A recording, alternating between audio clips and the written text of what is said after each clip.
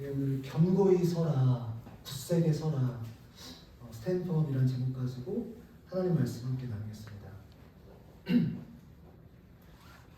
제가 지금 특별 새벽 기도회를 하고 있어요. 그래서 오늘까지 딱 일주일 되었고요. 2주 동안 N52라는 이름을 가지고 새벽 기도를 하고 있습니다. N52는 느헤미야의 N 그 약자를 따서 52일 동안 성벽이 재건되었잖아요. 그렇죠? 그래서 52일 만에 성벽을 재건하게 됐는데 제가 이 교회 처음 와서 기도하면서 일단은 1월달과 2월달은 기도만 하자. 목장분들이 3월부터 오시니까 제일 중요한 게 기도가 아니겠어요, 그렇죠? 그래서 여기서 기도만 하자라고 시작을 해서 가족들이 새벽에 나와서 기도하고 그리고 이 2달 동안 기도로 채우면서 N52 성벽이 재건돼야 된다라는 마음을 가지고 그렇게 특별 새벽 기도의 이름을 정했고요. 그리고 이제 목장분들이 처음 오셔서 3월부터 새로운 시즌이 시작됐으니 그렇게 해서 특세를 시작하게 됐다라고 해서 일주일이 지났습니다. 잠깐 짧게 느헤미야 1장과 지금 오늘 우리가 읽었던 본문전까지 말씀을 드리면 페르시아의 겨울 궁정이었던 수산국이 있던 술 따르는 관원이었던 느헤미야가 자기 동생인 하나님과 그리고 몇 명의 유대 사람들에게서 유대의 처참한 소식을 듣게 돼요. 성벽이 재건되고 당연히 수년 전에 중단이 되었고 그리고 정말 성벽의 모습이 말이 안 돼요. 그리고 동족들의 삶도 정말 처참히 무너져 있죠. 왜냐하면 성벽이라고 하는 것은 성전은 하나님과의 직접적인 교제를 말하지만 성벽은 이스라엘 백성들이 실질적으로 살아갈 수 있는 사회적인, 경제적인, 정치적인 울타리거든요. 근데 그 성벽이 무너져 있기 때문에 백성답게 살 수가 없는 거예요. 그래서 그 소식을 들었어. 그리고 나서 그가 하나님 앞에 기도하잖아요. 사실 대속죄를 제외하고 당시에 유대인들이 금식을 하는 일이 없습니다. 그런데 느헤미야가 금식을 하면서 기도를 해요. 그리고 아닥사스다 왕, 자기가 모시고 있던 아닥사스다 왕 앞에 제가를 구합니다. 그래서 아닥사스다 왕이 얼마나 걸리겠느냐, 내가 널 청을 들어주고 싶은데 너가 무슨 일이 있느냐 라고 했을 때 느헤미야가 이제 동족이 그리고 지금 유대의 성벽이 이러한 모양이니 이런 형편이니 제가 가서 재건을 좀 하겠습니다. 그래서 살림감독 아삽에게 필요한 목재들, 제목들을 또 조달받고요. 그리고 지나가는 길 곳곳마다 우리 왕의 대로 아시잖아요. 출애굽 때 가고 싶어도 다른 지역의 이방 왕들이 막으면 갈 수가 없어요. 그래서 그런 것들을 조서를 좀 편지를 좀 써주셔서 제가 무사히 지나갈 수 있도록 해주십시오. 라고 해서 에스라는 자기가 있는 곳에서 이 예루살렘까지 가는데 4개월이 걸렸어요. 그런데 느헤미야는 2달이 채 안 걸리도록 정말 최단거리로 가장 빠른 동선을 통해서 가게 됩니다. 그리고 나서 3일 동안 예루살렘에서 가자마자 먼저 한 일이 시간이 급하잖아요.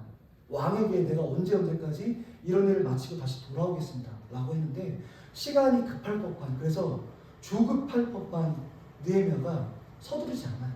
예루살렘 도착하고 난 다음에 3일 동안 머뭅니다.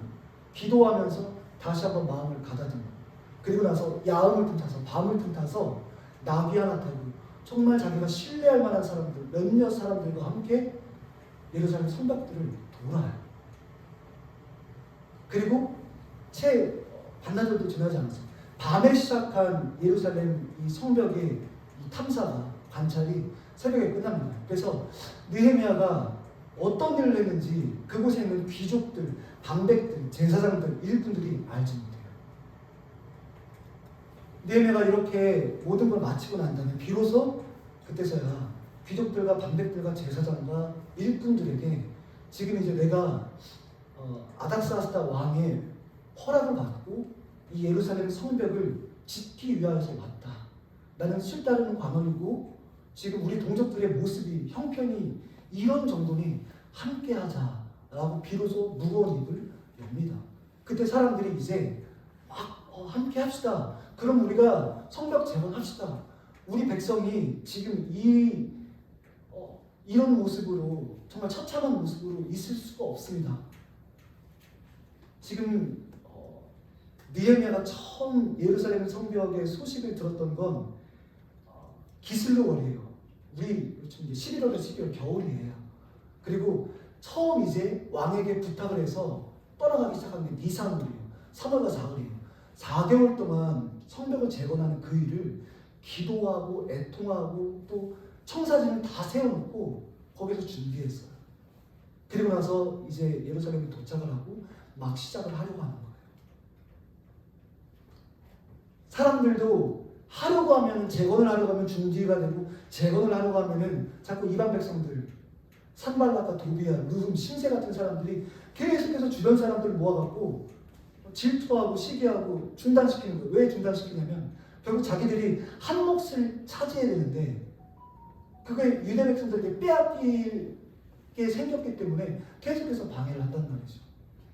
근데 그 마음이 취합이 됐어요. 그래서 이제 드디어 합시다 라고 하는 그 찰나인데 그 이후에 벌어진 일이 오늘 우리가 읽었던 본문이에요.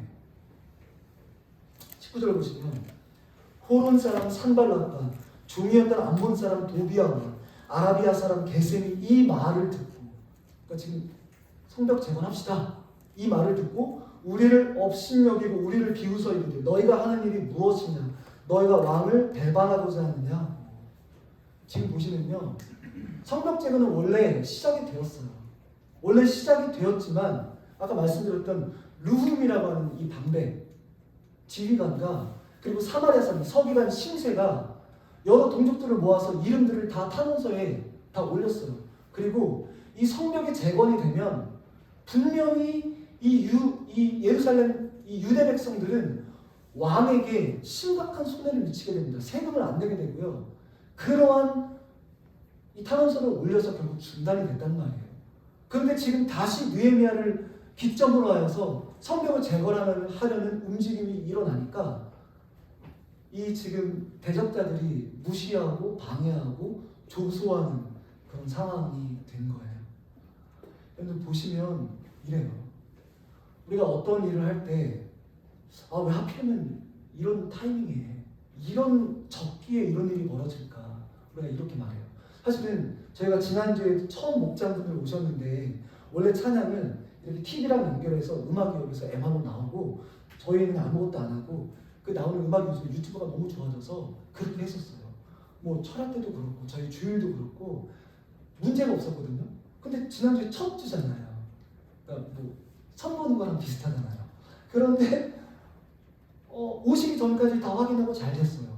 그래서 이제 처음 시작하는데 그때부터 안 되는 거예요. 그래서 막 진땀이 나고요. 근데 오셨던 분들 한 분이 기타를 쳐주셔가지고 그냥 반주해서 했거든요. 또 이렇게 피아노를 잘 치시는 분이 계시더라고요. 그러니까 생각해보면 멀쩡했는데 왜 하필이면 지금 이러지? 왜 하필 저 사람이 지금 이런 말을 하지? 왜 하필이면 이런 말을 하지? 저 예전에 막 이런 일도 있었어요. 수련회를 갔는데 청년들이랑 밤에 기도하는데 이 청년들이 막 기도를 안 했던 청년들이에요.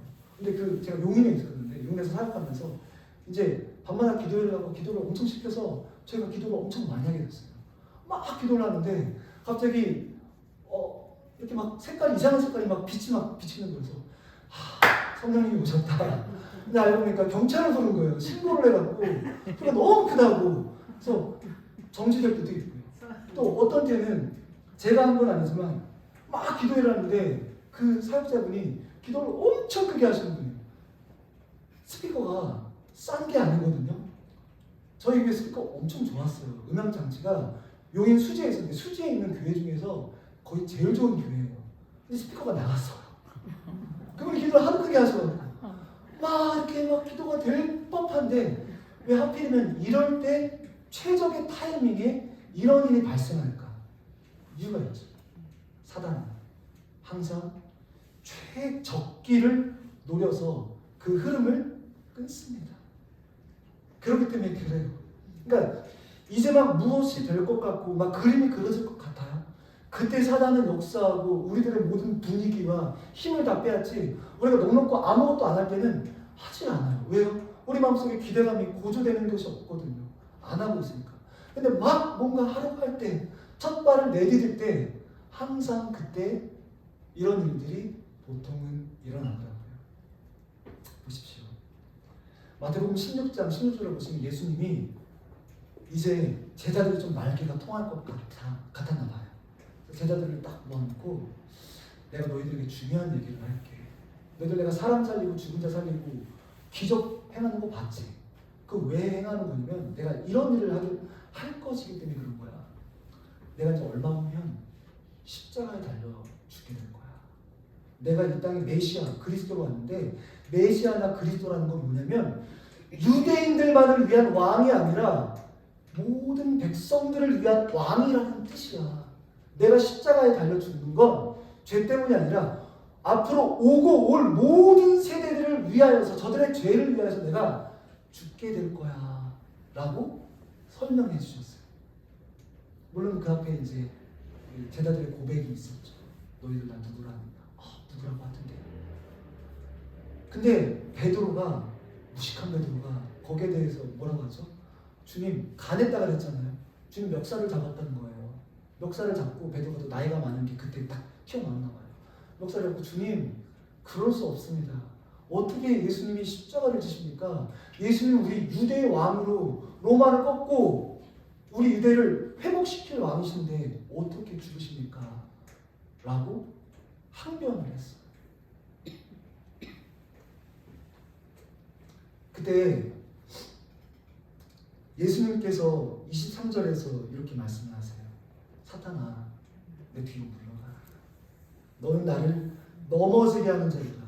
너가 지금 하나님의 일을 생각하지 않고 사람의 일만 생각한다. 봐보세요. 예수님이 온갖 기적들을 행하시고 그럼에도 불구하고 가장 중요한 정말 너무 중요한 타이밍에 제자들에게 물으셨어요. 사람들이 날 누구라 하니? 뭐 엘리야라고 하고요. 뭐 예레미야, 요한 유명한 사람 이름을 대던데요. 그래? 근데 너희는 나를 누구라고 하니? 주는 그리스도시고 살아계신 하나님의 아들입니다. 그 고백 위에 교회에 대한 복을 허락하시고 교회를 맡기시고 그리고 난 다음에 이제 메시아 되실 것을 말씀하셨단 말이에요. 너무 중요한 때예요. 보통 때도 중요하지만 보통 때랑은 달라요. 가장 중요한 적기에 말씀하셨는데 베드로가 그 최적의 타이밍과 최적의 적기를 전혀 이해하지 못하고 자기의 감정을 그대로 표출하는 자리로 만들었어요. 그때 예수님이 사단아 물러가라. 이건 하나님의 일이 아니라 사람의 일이다 라고 끊으셨어요. 사랑하는 여러분, 우리가 뭐 예배 때뿐만 아니라 교회에 대해서뿐만 아니라 우리가 기도할 때도 마찬가지고 여러 가지 기도 제목들을 놓고 그리고 여러 가지 하시는 일들이 있으시잖아요. 근데 왜 하필 지금 이런 일이 생길까? 왜 하필 저 사람이 지금 저런 말을 할까? 왜 하필 이런 게 지금 이렇게 되지? 라고 우리가 의아할 수 있잖아요. 그런데 중요한 건 항상 가장 중요한 타이밍이 가장 적기에 그 적기와 중요함을 무너뜨리는 무언가가 생긴단 말이죠. 그러면 우리가 느헤미야의 말씀을 통하여서 친히 보건대 우리가 깨닫게 되는 것은 가장 중요하기 때문에 지금 이러한 일이 생기는구나. 지금이 하나님의 뜻과 기도가 응답되기 직전이기 때문에 이러한 일이 생기는구나. 그러므로 내가 실족하고 볼멘 소리하고 저 사람 왜 저러지? 라고 하는 게 아니라 지금이 가장 중요한 타이밍이구나. 돌아가는 흐름을 보면서 우리가 깨닫게 되고 그러므로 실족할 게 아니라 실망할 게 아니라 지금 중요한 시기네. 지금 적기네 하고 더 하나님께 기도하고 매달리게 되면 그 순간들을 어렵지 않게 넘어가실 수 있게 되실 것입니다. 그래서 19절을 보시면 이래요. 산발랏, 도비야, 게셈이 느헤미야와 백성들을 업신여겨요. 그리고 비웃었어요. 대적자들의 방해 전략이 있는데요. 생각보다 별게 아니에요. 저들이 엄청난 군대들을 다 몰아갖고 온 것도 아니고 대단한 정치적인 어떤 술수를 부린 것도 아니고 단순히 말 몇 마디를 툭툭 던졌어요. 그러니까 방해가 될 때 보통 말로부터 시작되는 경향이 많은 것 같아요. 여러분 보세요. 저들이 하는 말이 그냥 말이 아니라 미래에 대해서 그러니까 미래를 이스라엘 백성들과 느헤미야가 선점하지 못하도록 하는 말을 계속해서 쉴 새 없이 하고 있어요. 그러니까 너희들의 미래가 부정적이라는 생각을 계속해서 말로 주고 있단 말이에요. 대적하는 사람들이, 사단이 우리에게 하는 말들이 그래요. 너 안 될 거야. 네가 여기서 무슨 일을 할 수 있어? 라는 것들이 대체적인 방해와 관련된 말들이에요. 그러니까 우리가 미래 가운데 온전히 서서 그 미래를 보고 지금 현재를 힘있게 기도하고, 그리고 하나님께서 응답하시기까지 하나님의 일들을 해 나가야 되는데, 사단이 하는 건 지금 현재를 못 보게 하는 거예요. 그리고 미래만 보게 하고 너의 현재 꼴을 봐라. 미래가 뭐가 달라질 게 있겠냐? 라는 게 보통은 사단이 하는 전략인데, 지금 오늘 본문뿐만 아니라 계속해서 이 예루살렘 성벽이 재건되는데 이 방해꾼들이 하는 전략은 전부 다 말이라고요. 그 말은 현재에 있는 게 아니라 미래에 있어요. 아무런 일도 안 일어날 거야. 아무런 너희들이 기대하는 바 절대 이루어지지 않을 거야. 근데요, 하나님은 우리가 미래를 보기 원치 않으시고요, 현재를 보기 원하세요. 여러분 지금 연세들이 있으셔서 지금까지 살아오시면서 하나님이 행하시는 일들 패턴을 아시잖아요. 하나님은 청사진이 다 있으세요. 정말 다 있으세요. 그런데 그걸 전부 다 한 번에 절대로 안 보여주세요. 10가지를 가지고 계시면 한 번에 한 가지 그림만 딱 보여줘요. 그리고 그것을 다 완수하면 그 두 번째, 그리고 세 번째 이렇게 보여주세요. 여러분들도 응답받으시고 이 세상 살아가시죠? 저도 응답받고 살아갑니다. 정말 누가 와서 흔들어도 흔들리지 않는 응답을 받고 살아가요. 그런데 이 응답이 성취되기 위하여서는 기도하면서 그 응답을 내 것으로 만드는 삶이 없으면 절대 그 응답은 못 받습니다. 이스라엘 백성들 출애굽기 보세요. 가나안 간다고 했어요. 젖과 꿀이 흐르는 땅이 너희들의 땅이라고 했어요. 그런데 그런 어마어마한 응답을 받았지만 자기들 것 못했어요. 이게 하나님의 방식이에요. 그러면 우리가 사단은 우리의 미래를 선점하지 못하게 하고 그 미래에 부정적인 씨앗들을 계속 뿌려서 우리가 미래 생각할 때 안 될 것 같은데, 안 되겠다, 이 현재를 못 보도록 해요. 그러나 하나님은 너희들 미래 볼 것 없어. 내가 너희들을 이끌어. 다만 너희들 지금 선 곳에서 지금 있는 너희들의 현재를 기도하면서 나와 동행하면 되는 거야. 이게 하나님의 방법이에요. 대적자들이 계속해서 미래를 부정적으로 선점했지만 느헤미야는 미래가 아니라 현재를 봤어요. 그리고 동요하지 말자고 권면을 했습니다. 사랑하는 여러분들, 성벽을 재건하는 것은 미래의 일이지만 성벽이 재건되는 것은 현재라고 하는 오늘, 우리의 오늘의 기도와 하나님을 향한 간구, 우리의 삶을 통하여서 성벽이 재건돼요. 그래서 계속해서 이렇게 말씀하시죠. 느헤미야가 이렇게 답하죠. 내가 그들에게 대답하여 이르되 하늘의 하나님이 우리를 형통하게 하시리니 그의 종들인 우리가 일어나 건축하려니와. 이게 제가 사실 다 설교를 했었는데 조금 중요한 부분이니까 다시 한번 설명드릴게요. 여러분들, 형통이라고 할 때 우리가 오해하면 안 되는 게 있어요. 형통은 우리가 일반적으로 사전적인 정의는 만사 형통입니다. 언제든지 관계없이 내가 잘 된다는 게 사전적인 정의의 만사 형통이에요. 그러나 성경에서 말하는 형통은 페이버예요. 페이버는 뭐냐면 기뻐한다, 함께한다, 이런 뜻이에요. 이 형통함의 은혜를 받았던 사람들이 어떤 삶을 살았는지를 우리가 다시 한번 삼키게 되면 형통이 뭔지 알아요. 요셉이요, 형통했어요. 보디발의 이 장군이 요셉을 딱 보는데 형통해 보였어요. 그가 고백한 거예요. 하나님이 요셉과 함께 하시니 형통하였더라. 느헤미야, 하나님 이 종을 형통하게 하옵소서라고 기도하고 출발했어요. 다니엘, 다리오 왕과 고레스 왕 때 다니엘서 6장 맨 마지막 절에 보면 다니엘이 형통하였더라 이렇게 기록이 돼요. 예수님, 누가복음 2장 52절에서 지혜와 키가 자라면서 하나님과 사람들 앞에 사랑스러워져 갔다. 거기서 사랑스러워져 갔다는 게 러브가 아니라 페이버, 형통이에요. 근데 보세요. 요셉, 느헤미야, 다니엘, 예수님, 우리가 생각할 때 형통한 것처럼 보이나요? 감옥에 가는 게 형통한 건가요? 지금 많은 대적자들 뭘 하려고 하면 매번마다 대적하는 이 상황에 놓인 느헤미야, 형통해 보이시나요? 이방 땅에 비록 정말 높은 총리였지만 그의 신분은 포로예요. 그럼 다니엘 형통해 보이세요?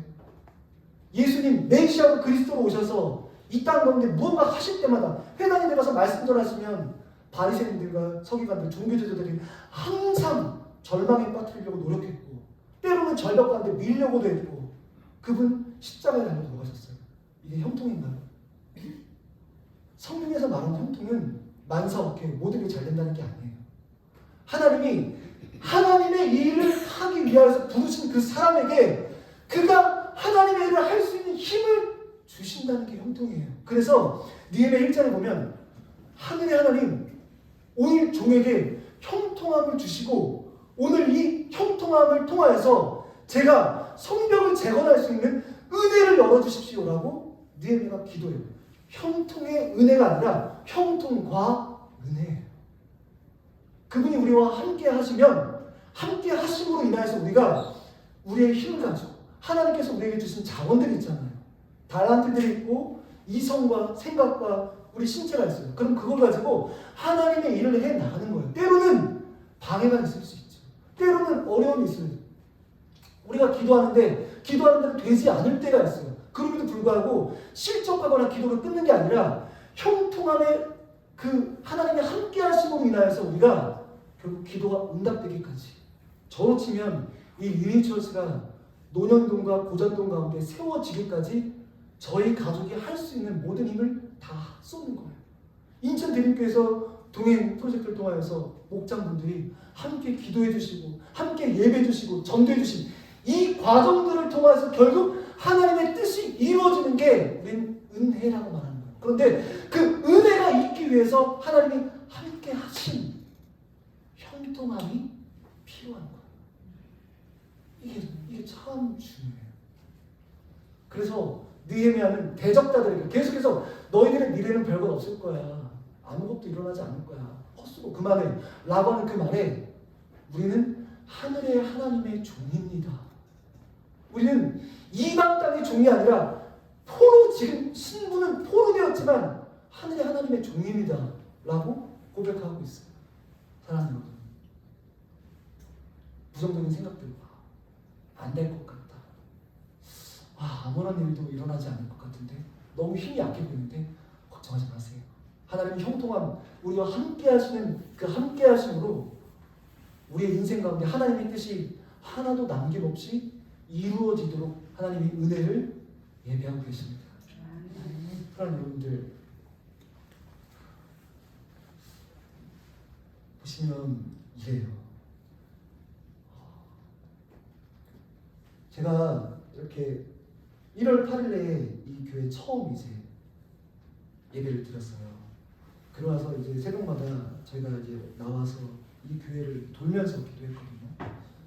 돌면서 기도하는 이유는 사실은 전기세가 많이 올랐다고 해서 햇살을 안 켜고 그냥 가만히 있으면 추우니까 그냥 돌면서 기도하면 덥더라고요. 그래서 돌면서 막 기도하고 이렇게 했죠. 그래서 새벽마다 이렇게 오게 되면서 한 가지 이렇게 조금 의아한 것들을 봤어요. 뭐냐면 이제 제가 동막역에 사는데 오다 보면은 계속 공단이 있고 공단에서 여기 하나하나 있는데 마크원 그 건물 있는 데에서 비로소 빌딩들이 있잖아요. 건물들이. 그런데 교회들이 이제 어디에 있는지 제가 알고 있어요. 대충 알고 있는데 교회들의 간판이 안 켜지는 거예요. 불이.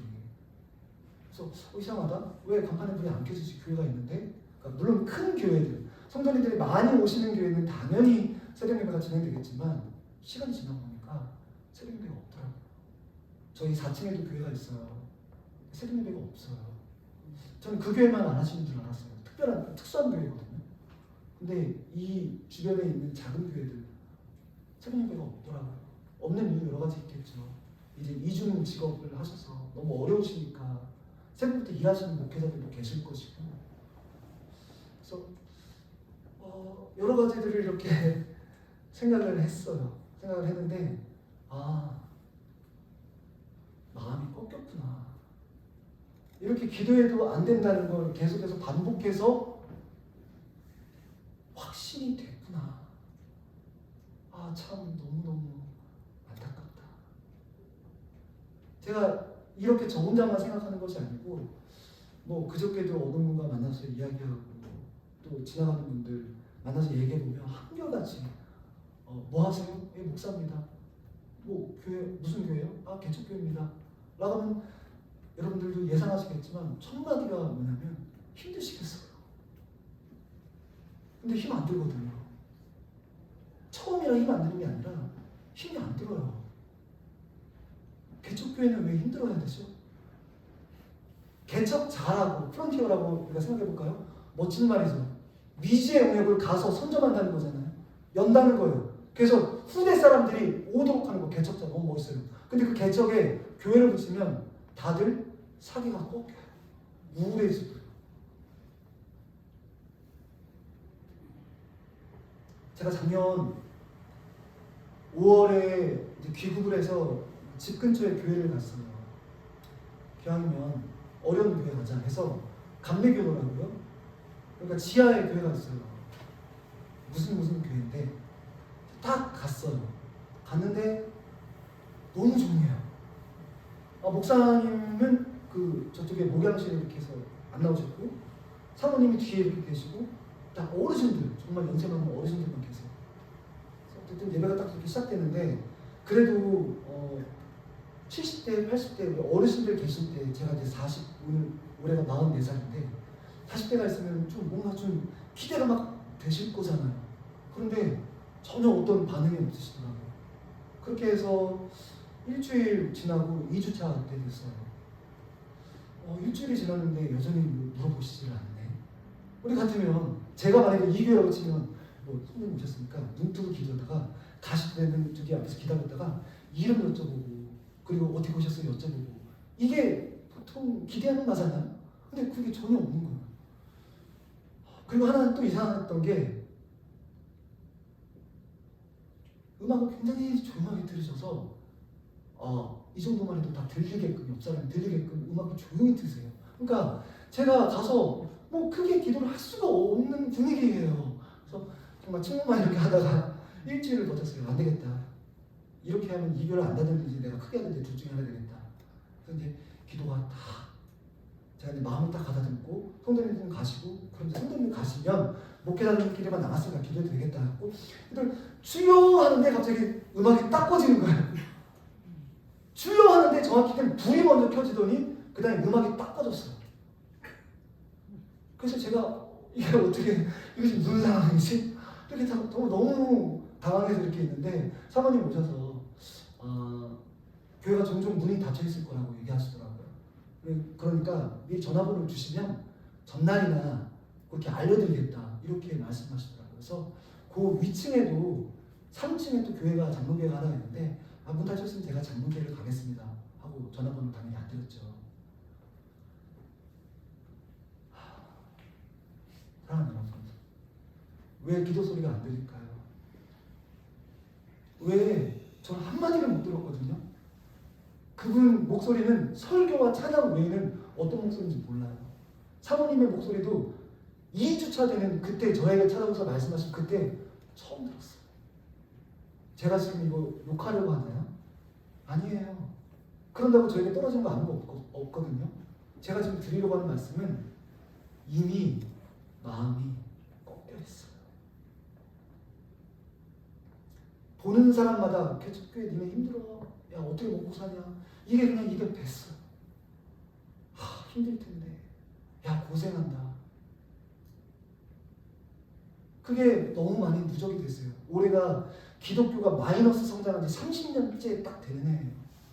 어제 오늘 이야기가 아니거든요. 여기저기마다 믿는 사람들, 그룹들, 집단들, 공동체들, 교회들 너나 할 것 없이 마음이 너무 많이 꺾였어요.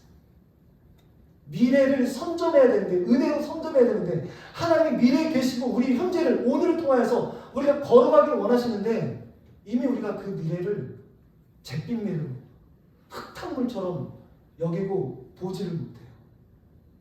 중요한 건 뭐예요? 꺾이지 않는 마음. 그러나 이미 너무 많이 꺾였기 때문에 개척이라는 게 어렵고, 그리고 예배를 하긴 해도 성도들이 오지 않으시니 기도가 되지 않고, 그러니 새벽은 그냥 건너뛰고, 이런 게 어느 누구를 질타하는 것이 아니라 우리가 지금 이런 시대에 살고 있어요. 일어설 수 있는 힘조차 없는 때에 저희가 살고 있다. 그리고 그렇게 중요한 때에 여러분들은 동행 프로젝트라는 이름으로 한 교회를 섬겨주시기 위하여서 이곳에 오셨어요. 그러니 이 걸음이 얼마나 복되고 얼마나 의미 있는 걸음이겠어요. 사랑하는 여러분들, 하나님은 우리가 현재에 집중하기 원하세요. 이곳을 주목하기 원하시지 이곳에 온전히 서 있지 못하는데 뜬 눈으로 저곳을 보기 원치 않으신다. 하나님은 내가 이곳에 서 있을 때 저곳을 예배하시는 분이에요. 하나님 나에게 저곳이라고 하는 응답을 이미 그 마음속에 허락하여 주셨는데 그 응답을 내 것으로 취하기 위해서 하나님 우리에게 요구하시는 것이 있어요. 그건 뭐냐? 오늘 우리에게 주신 이 현재, 우리가 서 있는 이곳에서 기도함으로 저곳에서 아름다운 응답이라고 하는 열매를 맛보기를 원하시는 거예요. 느헤미야는 철저히 이것을 알았어요. 우리는 그래 너희들의 말처럼 이방의 종이다. 그러나 우리는 하늘 아버지 하나님의 종이고 우리가 지금 이 일은 하나님이 시작하셨기 때문에 하나님께서 완성하실 것이다. 그러나 대적자들은 계속 말하잖아요. 너희는 불가능하다. 안 된다. 끝났다. 하지 말아라. 그러나 느헤미야는 여기에 반응하지 않아요. 오늘을, 현재를, 이곳을 묵묵히 살아낼 뿐입니다. 사랑하는 여러분들, 오늘 가운데, 현재 가운데, 이곳 가운데 서 계실 수 있는, 형통함의 은혜로 서 계실 수 있는 저와 여러분 되시기를 주님의 이름으로 기도합니다. 잠언 14장 15절을 보시면 좀 더 할게요. 이런 말이 나와요. 어리석은 자는 온갖 말을 믿으나 슬기로운 자는 자기의 행동을 삼가는 거예요. 여기서 어리석다는 건 미련하다는 뜻이거든요. 히브리어로 패디라고 해요. 그러니까 패디가 뭐냐면 온갖 모든 말들을 전부 다 믿어버리는 거예요. 우리가 귀가 보통 얇다고 말들을 하잖아요. 그러니까 듣지 말아야 될, 마음속으로 가져가지 말아야 될 말들을 그냥 전부 다 가져가서 전부 다 들어버리는 거예요. 어떻게 하지? 어떻게 하지? 하나님께 방금 기도했는데 어떻게 하지? 이거 안 되는 거 아니야? 계속해서 대적자들이 말하잖아요. 너희는 안 돼. 이방의 포도주 주제에 뭘 하겠다고. 여우 한 마리만 올라가도 너희들이 쌓았던 그 돌 다 무너질 거야. 온갖 말들을 내뱉으면서 저들의 미래를 잘근잘근 밟아서 지금 쑥대밭으로 만들어가고 있어요.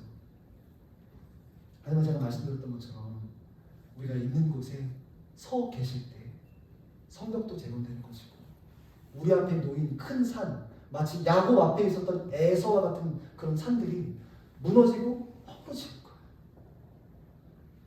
그래서 느헤미야는 말씀드린 것처럼 우리가 하나님의 종이다, 하늘 하나님의 종이다 이렇게 설명을 합니다. 사랑하는 여러분들, 중력 혹시 아세요? 중력이 이렇게 떨어지는 힘이잖아요. 그죠? 그러니까 우리가 공중에 뜨지 못하고 비행하지 못하는 건 눈에 보이진 않지만 자연 법칙인 중력이 이 지구 가운데 있기 때문에 우리가 뜰 수가 없는 거예요. 그러니까 보통 말할 때 중력은 떨어지는 힘이라 이렇게 생각합니다. 근데 중력은 떨어지는 힘이 아니에요. 중력은 공간이 휘는 힘이에요. 이게 이해가 되실지 모르겠는데, 만약에 산이 이렇게 있어요. 테이블이 이렇게 있어요. 근데 어떤 사람이 갑자기 그 테이블을 기분이 나빠서 뻥! 바로 찼어요. 그럼 테이블 위에 있던 물컵이 어떻게 될까요? 쏟아집니다. 그게 중력이에요. 그러니까 중력은 끌어내리는 힘이 아니라 공간을 휘게 만드는 힘이에요. 그래서 물질이 서 있지 못하도록 떨어뜨려요. 넘어지게 하거든요. 그런데 지금 느헤미야가 맞섰던 힘이 뭐냐면 영적인 중력이에요. 주님 뭐라고 말씀드렸죠? 휘는 거예요. 무엇이 자꾸 성벽을 재건하려고 하는 으쌰으쌰하는 느헤미야와 백성들의 마음을 휘게 만들었나요? 안 될 거라는 마음, 이간질하는 마음, 선동하는 프로파간다. 너희들 할 수 없어. 너희들 주제 뭐 하겠다는 거냐. 계속해서 마음이 흔들리게 합니다. 계속해서 선 마음, 굳게 선 그 마음을 휘어버리고 흔들어버려요. 여기에 흔들리면 영적 중력이 무너지는 거예요. 그러나 느헤미야는 흔들리지 않아요. 굳게 서 있어요. 온갖 말들이 들려와서 미래를 선점하고 미래에 안 된다는 가능성만, 불가능만 계속해서 말의 씨앗들을 뿌릴 때 느헤미야가 흔들리지 않아요. 이 말 저 말을 듣는 것이 아니라 사람의 말, 아무런 영향가 없는 사람의 말이 아니라 하나님이 자신에게 허락하신 말씀, 하나님께서 이스라엘 백성들에게 허락하신 그 말씀을 들었다고요. 그 말씀 가운데 견고히 섰어요. 중력이 휘둘리는 게 아니라 아까까지만 해도 해보자, 할 수 있다, 돌 들어, 칼 들어, 해보자. 근데 누가 하나 부정적인 얘기를 하면 안 될 것 같아, 잠깐만 쉬었다 하자. 이게 아니라 쉼이 없이 이간질과 선동과 어떤 중상모략에도 굳건히 서 있었다. 우리가 살아가면서 중력, 영적인 중력들을 얼마나 많이 겪게 되고 보게 돼요. 기도했는데 하나님의 응답이 없으실 때 마음속에 불쑥 이런 마음 들잖아요. 이건 안 되나 보다. 이 기도는 아닌가 보다. 그런 실망과 실족들을 세상 사람들이 하는 것이 아니라 우리 그리스도인들이 하고 있기 때문에 우리가 더 많은 어려움과 또 스스로 위축, 스스로 작아짐, 우리가 이런 것들 지금 보잖아요. 어디 가셔서 우리가 대중교통 타면서 성경 하나 떳떳하게 꺼내서 읽을 수도 없고, 그런 이 밖에 나가서 우리가 전도하는 것도 스스로 좀 위축이 되고, 아 우리 싫어할 텐데, 이런 마음을 가지니 전도하는 교회가 볼 수가 없는 거죠. 사랑하는 여러분들, 우리가 흔들리지 않기 위하여서, 이제 마지막 결론인데요, 흔들리지 않기 위하여서 반드시 해야 될 게 있는데 그게 뭐냐면 기도예요. 저는 청년 때 조용조용하게 기도하는 교회를 다녔어요. 그리고 20살 대학생이 되기 전에 고등학교 때는 엄청 기도 많이 하는 교회를 다녔어요. 그래서 사역지마다 달라지면서 이제 교회들의 스타일이 있잖아요. 조용하게 기도하시는, 그리고 정말 크게 기도하시는 교회, 다양한 교회들이 있단 말이에요. 근데 그런 분들이 늘 한결같이 주장하는 게 기도는 크게 해야 돼, 부르짖어야 돼, 늘 이렇게 말씀을 하세요. 그리고 어떤 교회는 야, 큰 기도만 기도냐? 다 들린다, 좀 조용히 좀 해라, 귀 아프다, 이런 교회도 있고요. 근데 상황에 따라서 기도가 달라질 뿐이지 기도의 본질은 똑같아요. 어떨 때는 통성 기도하고, 어떨 때는 조용히 침묵을 하고, 어떨 때는 같이 중보를 하고, 어떨 때는 같이 나가서 외치면서 기도하고, 기도의 방식과 모양이 다르지 기도는 똑같다고요. 그 기도의 본질을 우리가 이제 성경을 보면은 여러 군데 나오지만 가장 중요한 본질을 예수님이 말씀하셨어요. 뭐냐면 요한복음 15장 7절에서 기도는 이런 거야 라고 말씀하셨어요. 그러니까 목소리가 커야만 기도야? 아니에요. 부르짖어야만 기도야? 아니야. 방언으로 해야 돼? 그렇지 않은 기도가 아니야. 아니에요. 조용하게 침묵해야 돼? 아니에요. 예수님이 말씀하신 기도의 본질은 요한복음 15장 7절이에요. 너희가 내 안에 거하고 내 말이 너희 안에 거하면 무엇이든지 원하는 대로 구하라. 그리하면 이루리라. 이게 기도의 본질이에요. 그럼 이게 뭐냐? 단순합니다. 우리가 하나님 앞에 기도할 때, 하나님께 우리가 기도할 때 그냥 내가 원하는 것만 기도하는 건 우리 기도의 우리말이 비나리와 똑같아요. 비고 빈 마음으로 내가 원하는 것을 청하는 거예요. 근데 우리의 기도가 그렇다면, 기독교의 기도가 그렇다면 절의 기도와, 그죠? 다를 바가 없잖아요. 다른 종교 기관의 기도와.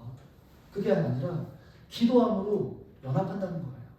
너희가 내 안에 거하고 내 마음이 너희 안에 거한다는 것은 하나님의 뜻이 지금 무엇입니까? 제가 하나님의 뜻을 알기를 원합니다 라고 하나님께 여쭈면서 기도하는 거예요. 그러면 하나님이 기도할 때마다 우리들 마음속에 생각들을 주세요. 음성들을 주신다.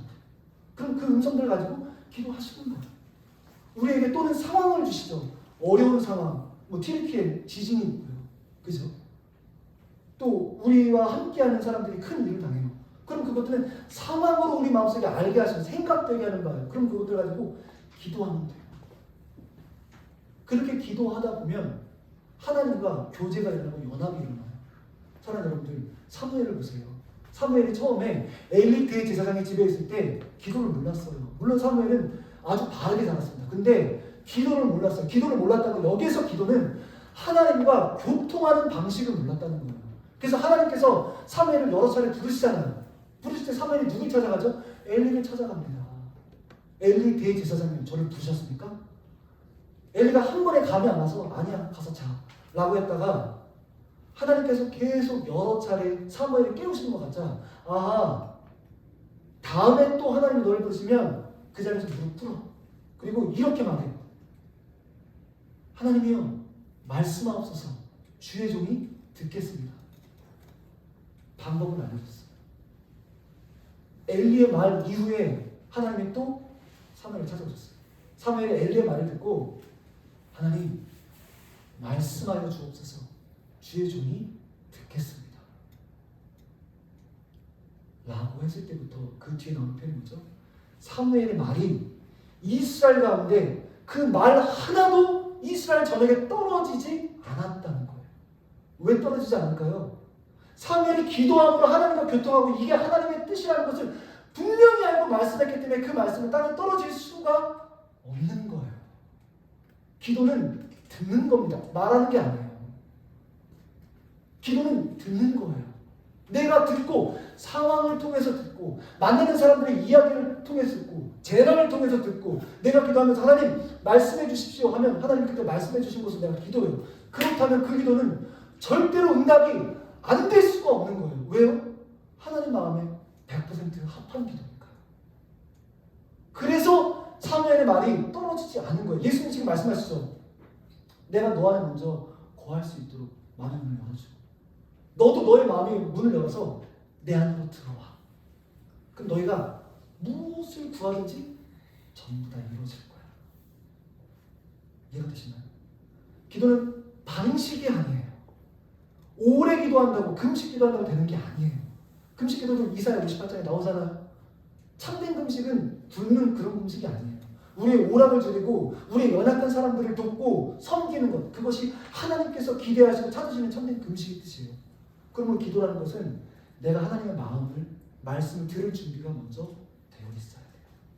그리고 내가 그 가운데 하나님께 구하게 되는 거예요. 그러면 그 기도는 반드시 응답됩니다. 그러면 사랑하는 여러분들, 우리가 스탠퍼 하나님 안에서 견고히 서 있기 위하여서 우리에게 중요한 것은 하나님의 말씀 가운데 서 있는 거예요. 그러나 그 말씀 가운데 서 있지 못하도록 하기 위하여서 최적의 타이밍을 뚫고 들어와서 이런 말 저런 말 안 된다는 말, 우리가 서 있는 현재와 오늘 이것을 완전히 가리게 하고 저 미래 너희들의 꼴이 저런 모양일 거야. 아무래도 안 될 걸. 문 닫는 게 좋을 걸. 늘 이런 말들을 우리 마음속에 생각으로 현상으로 늘 드러나게 해요. 그러나 그때 우리가 어리석은 자 미련한 자 그래서 이 말 저 말 다 듣고 그것을 실제처럼 여기는 것이 아니라 하나님 말씀 가운데 아버지께서 우리에게 허락하신 그 약속과 응답 가운데 온전히 굳건히 서 있으므로 느헤미야가 성벽을 52일 만에 재건하였다는 거죠. 우리의 사랑하는 교회들, 연약한 교회들, 안타까운 이 기독교, 그리고 우리가 지금 당장 해결해야 될 큰 산과 같은 문제들, 정말 충차대한 우리 앞에 놓여있는 절벽과도 같은 이 문제들 앞에 서실 때 사람의 생각이나 안 된다고 하는 부정이 아니라 우리를 견고히 세우시는 하나님 말씀 가운데 저희 여러분이 온전히 성으로 인하여서 하나님의 뜻이 유니처스 인천 대인교회 이곳 가운데 함께하는 모든 교회들을 통하여서 아름답게 이루어지시기를 주님의 이름으로